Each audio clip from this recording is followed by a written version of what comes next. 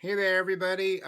This is Mr. Thomas, and I am recording from my basement. I've been relegated to downstairs. This is episode 3 of Mr. Thomas's class, and today we're going to be focusing a little bit on writing, switching gears from math. So, the first thing I wanted to talk about was what is called the story mountain when you are writing. The story mountain is pretty much a timeline for your story, and you include the basic main points, the main events in the story.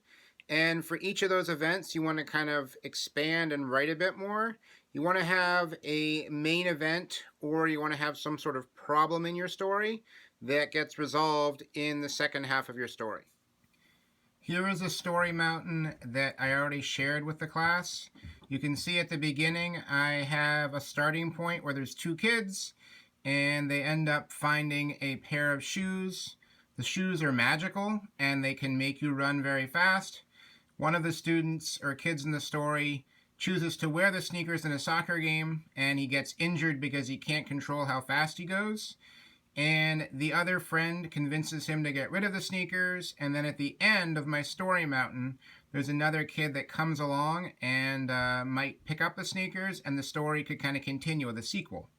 The story mountain is pretty much just a timeline that can help you as you're writing to kind of stay on focus, stay on task, and make sure you're kind of following your plan.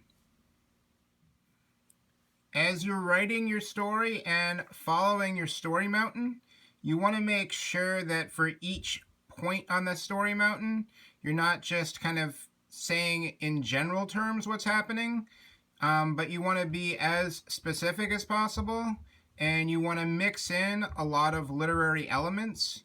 You want to include dialogue, action, thought, description, and even change up the words you may use for a dialogue. So here are two examples of the same scene in the story.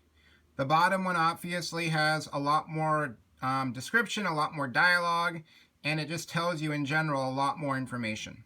That's kind of what you're aiming for when you write. The final thing I wanted to talk about was a few reminders for when students are writing. The first is to make sure you include paragraphs in your writing. A lot of students just write and write and write and don't indent for new paragraphs. Whenever there's a new part of your story mountain, whenever the time changes, the location changes, when a new person is talking, you always want to indent. When we're writing in pencil on paper, we kind of think of putting a finger down and indenting about a finger width over. You want to make sure you do that. You can look at the previous picture I had up, which had something about indenting on it. You want to mix in dialogue and thought. There's going to be more dialogue, which is characters talking.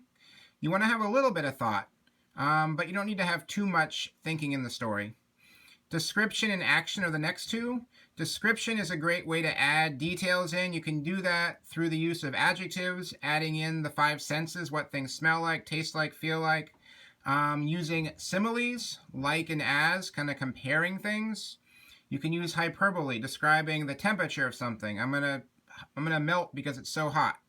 And action. Action is the easy part. That's the part that students are pretty good at. If it's a soccer story, the kid is running down the soccer field. That's the action. But saying how fast they're running, what the weather's like, that's more description. The final component here is plot. This pretty much means, does your story make sense? Are there any gaps in there? If someone else was going to read your story, are they going to understand it? Are they going to be wondering about things that don't make sense? You don't want other people to kind of wonder about what's going on too much. So there you have it, guys. Those are a few reminders of things we've already done a lot with this year in 3rd grade.